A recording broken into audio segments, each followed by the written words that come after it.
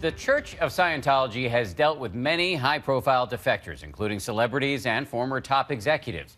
But what you're about to see is truly unique. The father of the undisputed leader of the church quitting, writing a book, and hauling into public view an all-out war within Scientology's ruling family. I have never met a more competent, a more intelligent, a more tolerant, a more compassionate being. That is how Tom Cruise describes David Miscavige, the unquestioned leader of Scientology, one of the most controversial new religions on the planet. It's a story that affects every Scientologist. Within the church, he is exalted.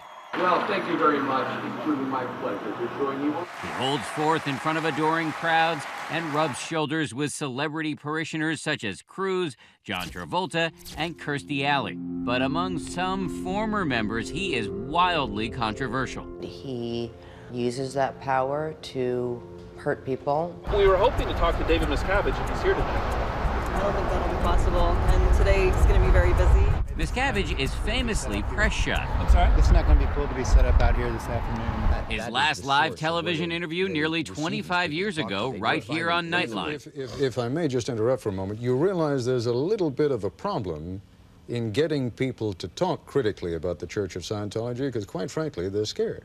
Oh, no. But tonight, new claims about the secretive world of Scientology and the man at its center. Let's face it, Scientologists have not been treated like members of other religions, ever. From an unusual source. So you spent 12 years right here on the street? 12 years right here, yeah. Good memories here? Pretty good memories. Ron Miscavige, David Miscavige's father, has left the church and is speaking out for the first time exclusively to ABC News. You have written a whole book about your son, and you've called the book Ruthless. Yeah. It's a pretty damning charge to level against your own child. He wasn't always that way. Ron Miscavige says he's written this book because of a Scientology policy called disconnection, which he says has torn his family and many others apart. I raised him, good or bad, and to come to this, what the hell is this? This is nuts. The church says Ron's book, co-written by a former church member who's now a noted critic of church management, is filled with half-truths and outright lies. It's, in my view, a literary forgery. Scientology granting us a rare interview with attorney for the church, Monique Yingling. What has David Miscavige's response been to this book? I think he's, on a personal level, I think he's probably very, very sad that his father would do this. There seems to be no explanation except that his father is trying to make a buck off of his name. While the church is attacking him, Ron is getting support from a prominent voice. I'm gonna get there first. Leah Remini, former star of The King of Queens, who also left the church and wrote a book called Troublemaker. Hey. Oh, you look like $1,000,000. It's great seeing you, I'll tell you. How are you? Good. You're getting better looking, you know that? So the two of you guys haven't seen each other since you were both active Scientologists. That's right, yeah? Yeah. He has a right to tell his story.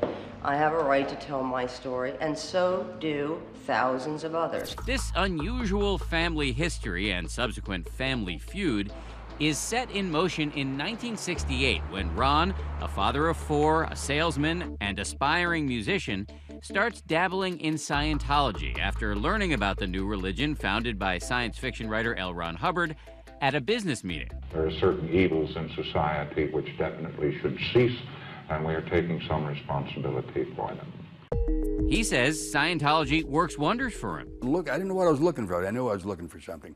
And when I got in Scientology, I felt that I found what I was looking for, which did have a lot of answers to life on a basic level. So many answers, so many life-changing benefits, Ron feels a duty as a parent to introduce his son David to Scientology as well. He hopes that somehow auditing, a sort of counseling that uses a Scientology device called an e-meter, can help 9-year-old David with his asthma. And after his first session, about 45 minutes later, David walks out, smiling, bright.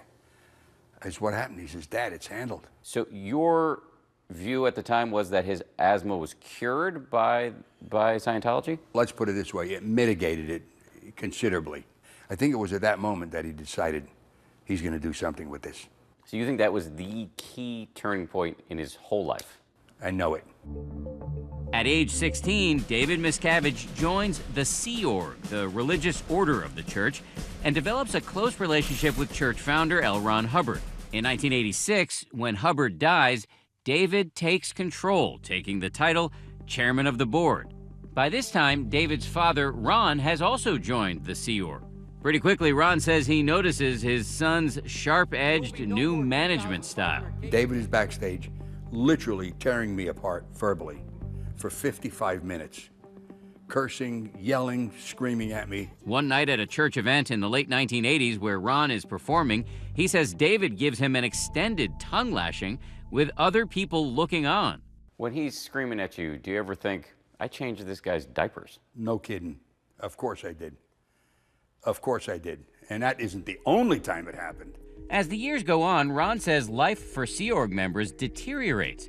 He chafes at what he describes as crushing workloads, restrictive rules, constant stress, a rigid lifestyle, and a lack of sleep. As time went on, it slowly went downhill. And it got worse and worse and worse. The church rejects those claims, telling us long and hard hours and a restrictive lifestyle are part of the mission Sea Org members sign on for. If you talk to the staff, they'll tell you it's the workers' paradise. It couldn't be a better place to work.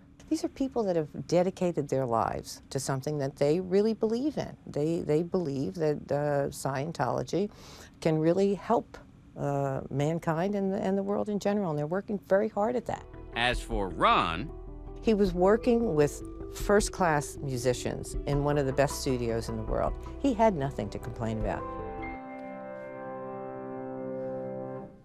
My name is Peter Schless. I'm a songwriter.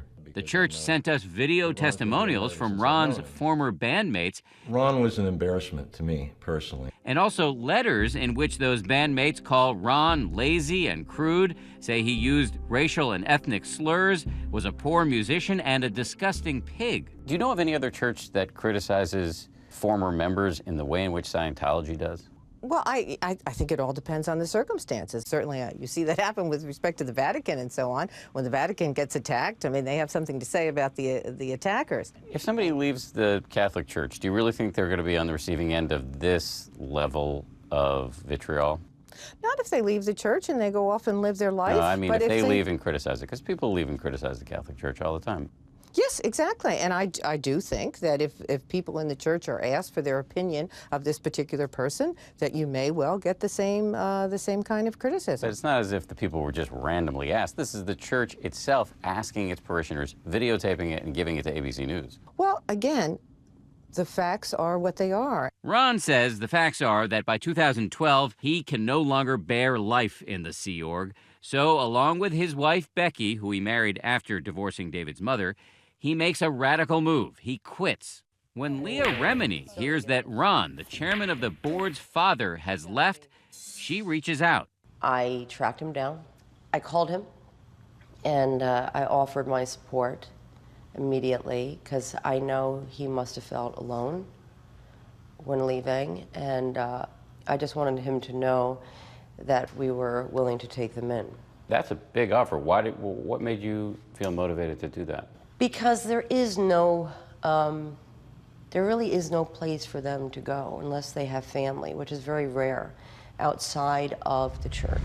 But Ron says quitting the church creates a whole new host of profound problems for him. Coming up, it's father versus son as Ron's departure exposes deep familial rifts, now erupting into public view. I've never met some of my great-grandchildren. I don't even know how many there are. That is terrible, okay? That's why I'm doing this. Stay with us. This special edition of Nightline will continue.